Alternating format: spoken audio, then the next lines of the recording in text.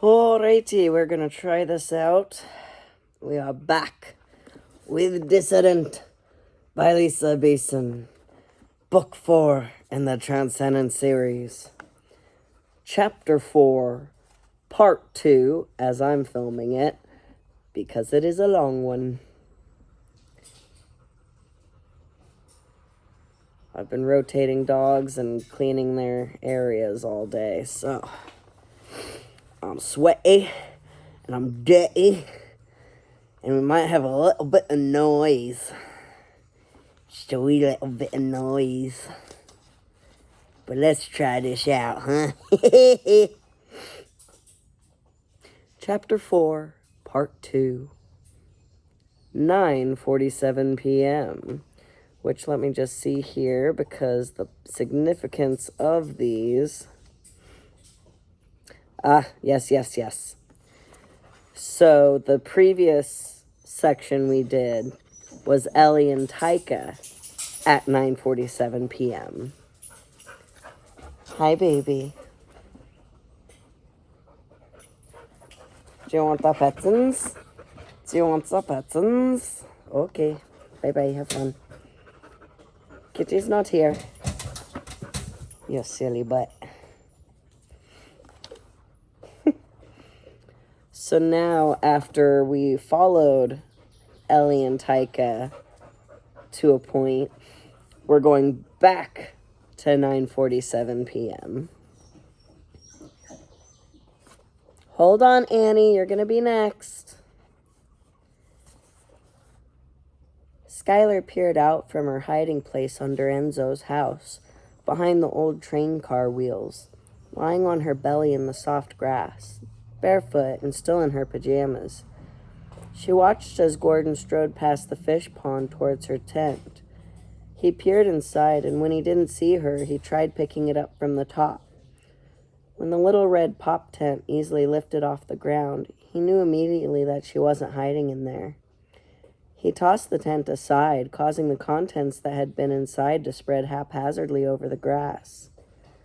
The intensity of Gordon's anger scared Skylar. The strength of it was affecting her even all the way in her hiding place. She was glad Enzo had told her to disappear before Gordon had gotten up there. "Where is she?" he growled, striding over to where Enzo sat in his chair, smoking a stinky pipe and staring at the flames in the fire pit. Enzo wasn't bothered by Gordon's anger, though. He only shrugged his shoulders in response to his question. "I honestly don't know where the little sprite is," he said, unconcerned, finally looking up at him. "She could be anywhere." "I saw the bee leave my office, Enzo. I know you overheard." "You are all fools," Enzo said in a hard voice with a dismissive wave of his hand. "Blind, misguided fools." "It doesn't matter what you think," Gordon said. "Our men are already on their way. This experiment is over.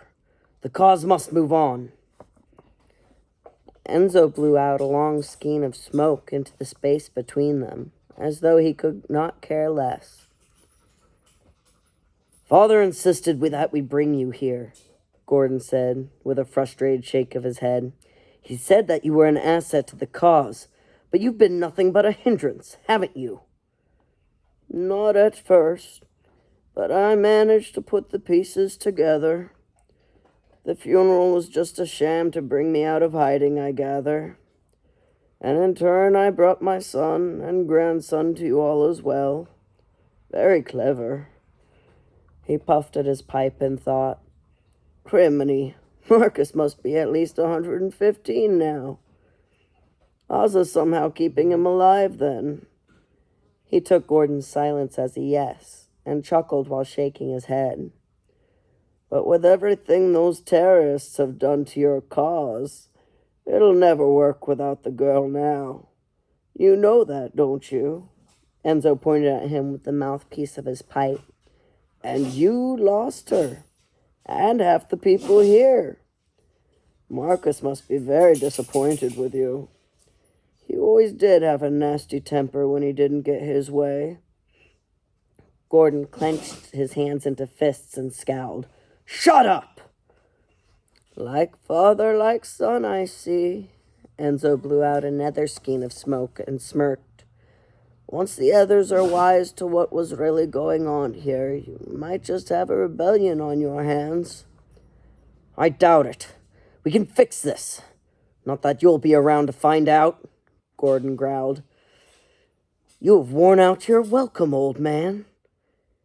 He took something from off of his belt, and with a quick flick of his wrist, it extended out like a telescope.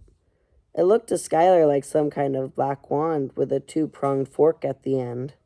He pointed it right at Enzo's heart. Skylar's chest squeezed in fear when she saw the end start to spark with a crackling blue arcs of electricity. His intent was clear. He's gonna kill Enzo. Skylar couldn't let that happen. Enzo was her friend. He wasn't going to be taken from her, too. Her own feelings of anger began to eclipse Gordon's and gave her courage. Just as she was about to make her move, a screeching alarm started blaring from Gordon's clear plastic skin cuff on his arm and from Skylar and Soren's cuffs inside Enzo's house. Skylar put her hands over her ears to block out the incredibly shrill sound that seemed to go on forever. She saw Gordon glare down at his cuff with a look of indignant shock on his face. While he was distracted, Skylar darted out from under the house towards the men. She was still making herself invisible, so she caught Gordon off guard when she took the sparking stick from his hand. As soon as the stick was away from his grasp, it stopped sparking, so she hugged it to herself and made it disappear as well. Gordon howled out something unintelligible and started madly scrambling around, crouching and grasping at the air in hopes of catching her, but she was already too far away for him to grab her. Skylar! He screamed in outrage when he couldn't find her. Without an immediate plan of action, she ran towards the cover of the trees around the perimeter. Thankfully, the screeching finally stopped, and when she looked back to see where Gordon was, she tripped over a fern, hitting the ground hard. The air was knocked from her lungs, making her lose grip on the wand. Gordon turned towards the sound and glimpsed her while she was still gasping for air, right before she regained her concentration and made herself disappear again. Run! Enzo shouted, grasping onto the armrests of his chair as if he wanted to get up and save her, but he knew his old legs wouldn't be fast enough. Skylar quickly snatched up the black wand again when she saw Gordon run in the direction where he had seen her. She ran as fast as she could towards Enzo's house. When she saw the door on the other side of the dome, a scheme instantly came to her as if from a bolt of lightning. Pushing herself even harder, she made a mad dash towards the door. It slid open just as she reached it, and she continued through towards the elevator between the dome and George's greenhouse, the space lit by the orangish glow of the sodium lights overhead. She heard Gordon scream out, "Skylar, stop!" right before the dome door slid closed. Once she reached the elevator, she smashed the down button and the doors immediately opened. She hopped in and pushed the button for the ground floor. Then before the doors closed, she hopped out and ran back towards the dome. No! Gordon yelled as he ran out of the dome and saw the open elevator. He sprinted the distance and managed to squeeze between the doors just as they were closing. Skylar sprinted back through the dome's door before it closed again, to her hiding place under Enzo's house. Catching her breath, she saw that Enzo wasn't alone.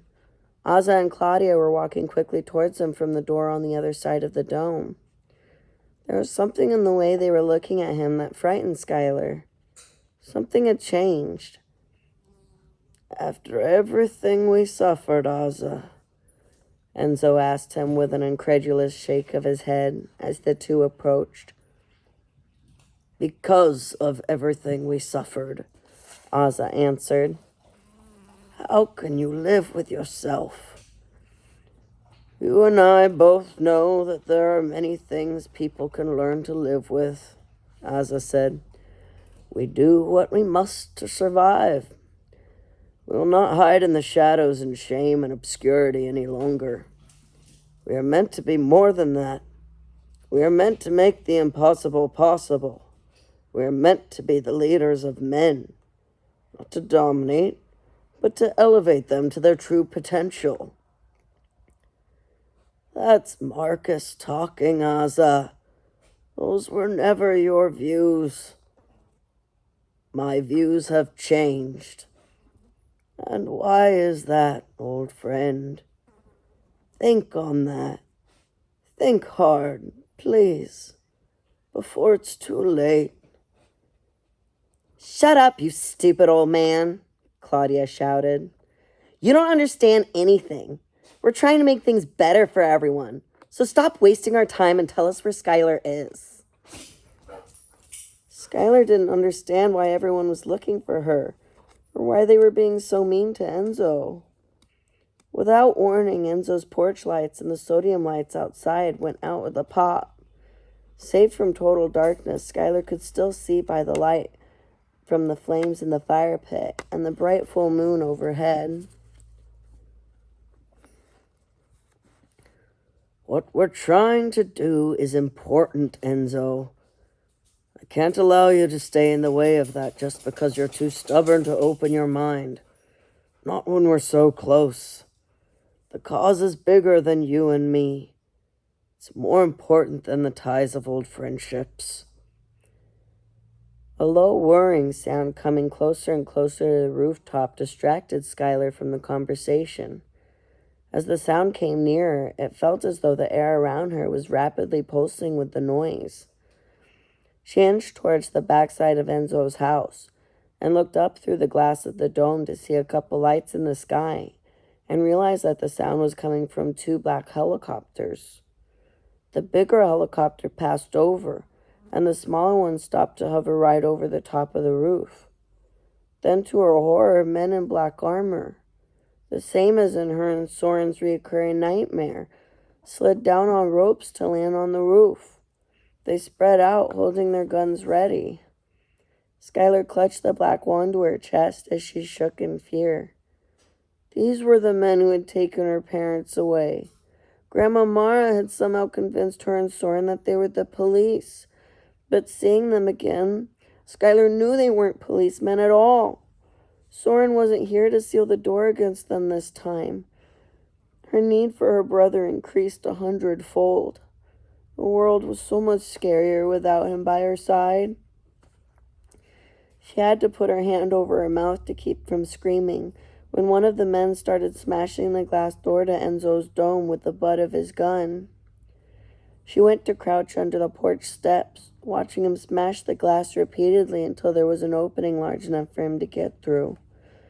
Another of the armored men followed in after him. Skylar scrambled further under the house, clutching the black wand like a talisman to keep her safe. Through the old train car wheels, she saw the first man pull away the black mask that had been covering his face. He shouted something, but Skylar couldn't make out what he was saying over the noise of the helicopter. Claudia eagerly ran over towards the black armored men. Asa took something out of Enzo's neck and put it into his lab coat pocket. He then placed a hesitant hand on Enzo's head and bent over to say something into Enzo's ear before turning away and following after Claudia. Skylar could see the shine of tears in his eyes reflecting the flames of the fire pit. It made him look like a demon. The armored men helped Claudia and Asa through the jagged opening in the glass. As soon as they were out of the dome, their hair and their clothes began to whip around from the wind generated from the helicopter. Skylar saw Gordon and Maren come out of the greenhouse and then walk to the rope still hanging from the helicopter. The men put harnesses around the four of them and attached them to clips on the ropes. They were then lifted up into the helicopter. Where are they going? Skylar couldn't understand why Maren was willingly going with the black armored men. They were bad people. Maren wasn't bad. But Skylar was beginning to think that Gordon, Ozzy, and Claudia were.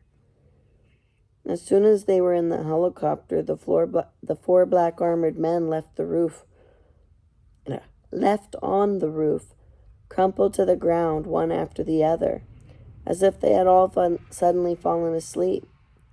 The helicopter immediately pulled away, leaving them behind. Skylar closed her eyes tight, shutting everything out, and curled into a tight ball. It was all too much. A part of her knew that the men hadn't fallen asleep. They had been hit by something bad. Someone was on the roof shooting people. A big explosion shook the building and cracked some of the panes in the dome. Skylar made herself as small as she could and leaned against the train car wheel.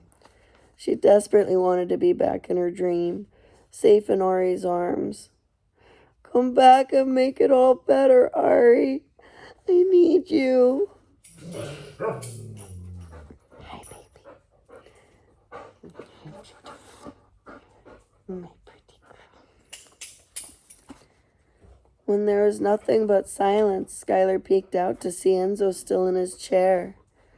There was no one else out there that she could see, so she dashed out from under the house towards him. As she came closer, she knew that something was wrong. His pipe had fallen from his hand, and his head was hanging forward. With her heart hammering in her chest, Skylar stepped in front of his chair to see his eyes closed and his glasses hanging halfway down his nose. Enzo, she whispered tearfully, not bothering to make herself invisible anymore. Enzo, are you okay? She didn't really expect him to answer. Deep down she knew that he wouldn't, but she didn't want to believe it. She couldn't. Enzo, please wake up. She grabbed the lapels of his maroon jacket and tried shaking him back into consciousness. Come back, Enzo. I need you, she sobbed. Enzo, I'm scared. Please.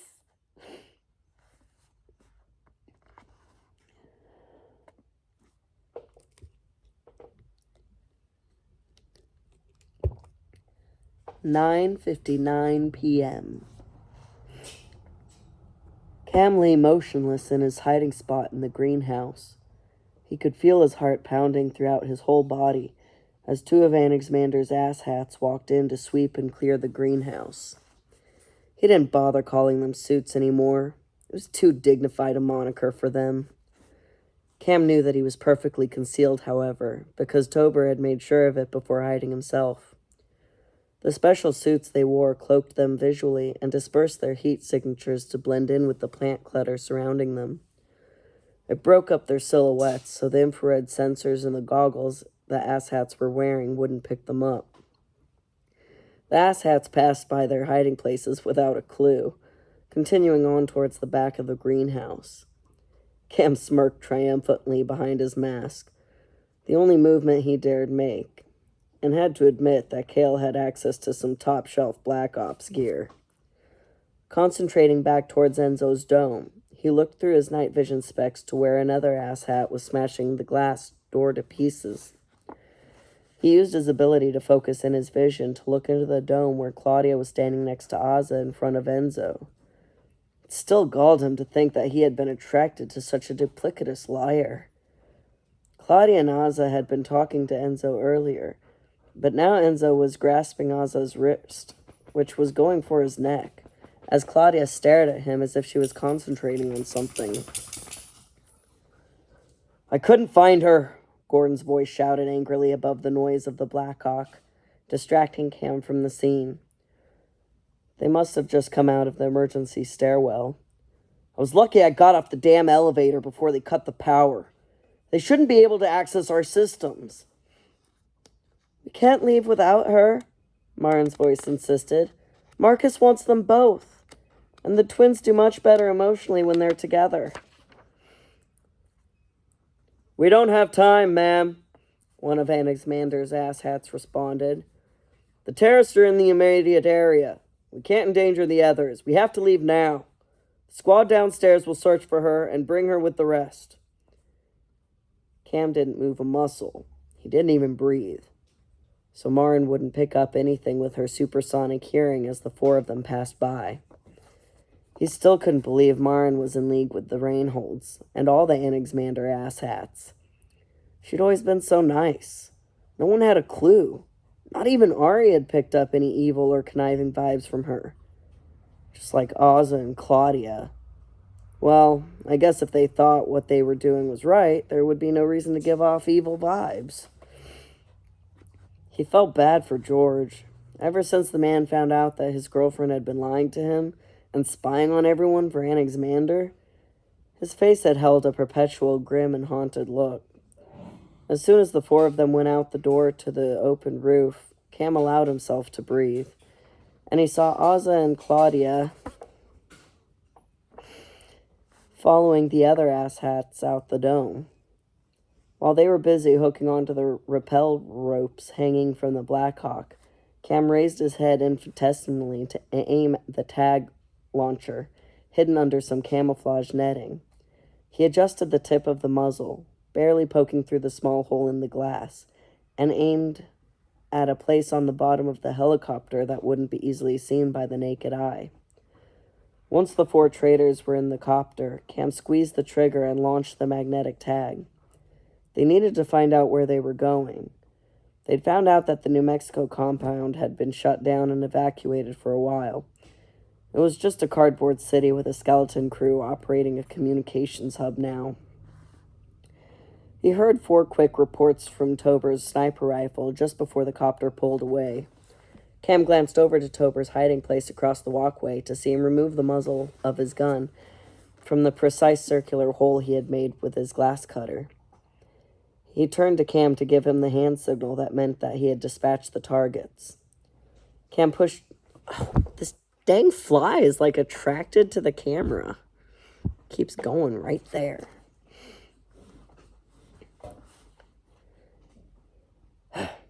Cam pushed the button attached to his gloved finger to activate his throat mic. Roof targets dispatched. Tag is launched. Is everything good to go? Copy, Miles said into his earpiece. The tag is attached and working perfectly. Yes, Cam mentally congratulated himself. The tag was not only a GPS tracker, it was also able to tap untraceably into the helicopter's intercom system. Anything they said into their mics would be recorded. Inside targets are dispatched, and the assets are secured, Kale's voice said through the comm. I got one outside trying to run back to the Chinook, Reed's voice said. The fewer toys they have, the better, I say. Hold on to your hats, lads. A moment later, an explosion blazed from the front lawn. Cam and Tober both ducked and covered their heads in case any debris came through the greenhouse glass. Sweet baby Jesus, Reed! Because of the blast, their timetable was now cut exponentially shorter.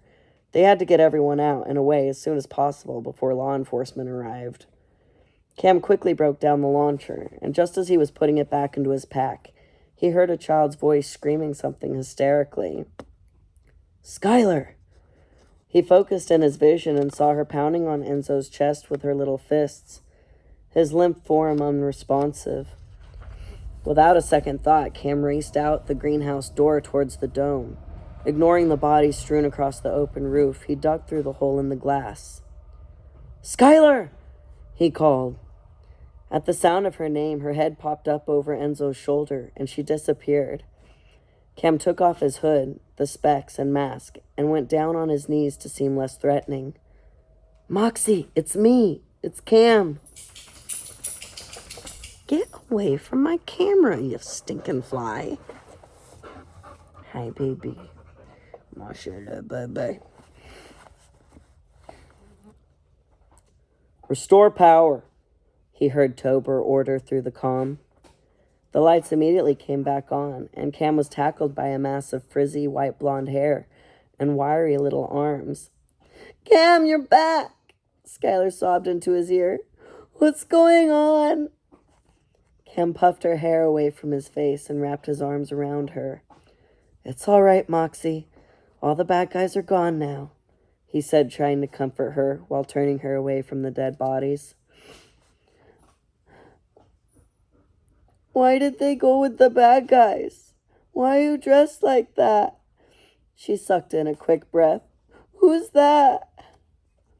Cam turned to see Tober making his way towards the equipment on the roof that Joshua and Miles wanted them to take back to Paradise Glades. "That's just my friend Tober. It's okay. He's on our side," Cam said. He stood up with her still in his arms. She was barefoot, and there were shards of glass all over the ground by the shattered door. Skylar turned back towards Enzo, who was slumped in his chair. "Something's wrong with Enzo." Cam quickly walked over to the chair. He carefully set Skylar down, then took off one of his gloves and put his fingers to the old man's neck to check for a pulse. "Is he dead?" Skylar whimpered. Cam exhaled in relief when he felt a pulse. It was slow and weak, but it was there. "He's alive," he assured her, but he wasn't sure for how much longer. "It was Ozza," Skylar said, her eyes welling with tears. "What?" "He was mad at Enzo, and before he and Claudia left with the bad guys, he stuck something into his neck. I think he hurt him bad." She looked down and pointed towards something on the ground, tears falling from her eyes. "And Gordon tried to kill him with that before I took it away from him." Cam bent down to pick it up and recognized it immediately. It's one of the modified tasers that my... Oh. Cam bent down to pick it up and recognized it immediately. "It's one of the modified tasers that my dad and Joshua made." He pressed a button towards the bottom, and the top sparked to life with blue arcs of electricity. Skylar reached for it. "Can I have it in case the bad guys come back?" "You don't need it, Mox, and I don't want you to accidentally use it on yourself.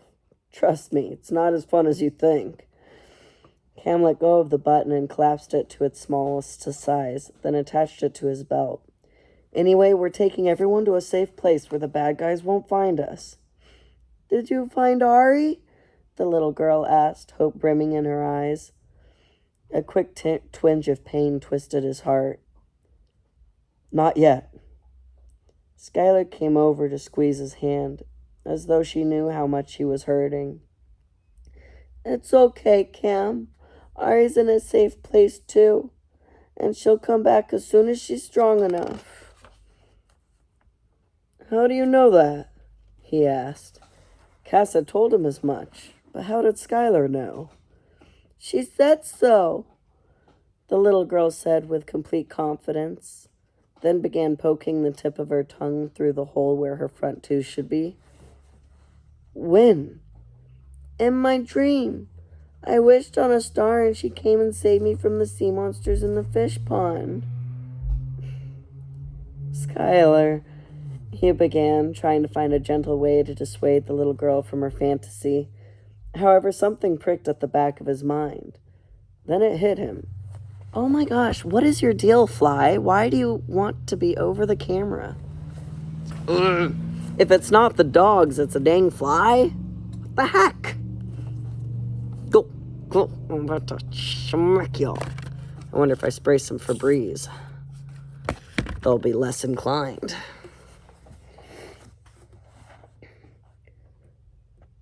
"Skylar," he began, trying to find a gentle way to dissuade the little girl from her fantasy.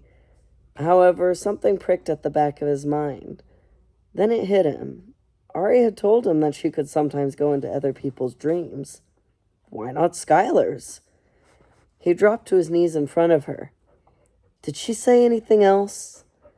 "Yes," Skylar nodded her head excitedly. "She said, something about how shades weren't going to bother people anymore, and that if you didn't believe me, to say trans h lux pert stop." Transit umbra e lux prostat? Yeah, that's it. Cam's head fell back as he closed his eyes, letting out a breathy laugh to keep himself from crying. She beat the shades, and she stole my pipes. Marcus Reinhold! A strange voice screeched from the branches of a nearby tree, startling them both. Cam looked up to see the old man's parrot agitatedly flapping its wings on a branch. Marcus, it's Anaximander! Then the bird suddenly calmed, and Enzo fell forward onto the ground with a faint exhale of breath. Enzo! Skylar screamed as she ran over to cling desperately onto the old man. But it was too late. He was already gone.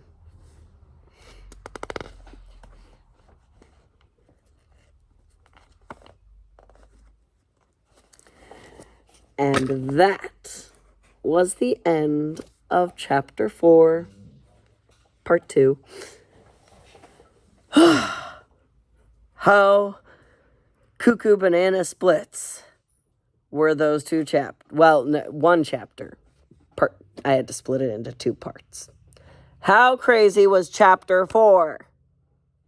Is that not nuts? All of it. All of it. It's all cuckoo banana splits. But Skylar is safe with Cam. Out of everything, I think that's the most important part. Oh, man. Well, I guess that's that. How very exciting indeed. And Anaximander. Marcus is Anaximander. I guess I'll just leave you all to your thoughts. I don't really have much more to say. So much was said in that chapter. What a to-do. But to leave you to it, and then we'll move on to the next one, and all that good stuff. I've got another dog to let out, and 2 more kennels to clean. So we'll see if we have enough battery and memory left to do any more chapters tonight. Probably not. I think this will probably be it for tonight. Probably. Yeah, probably. That was a lot. It was like over an hour. And I had to restart several times. But is that not crazy? But poor old Enzo. I loved Enzo.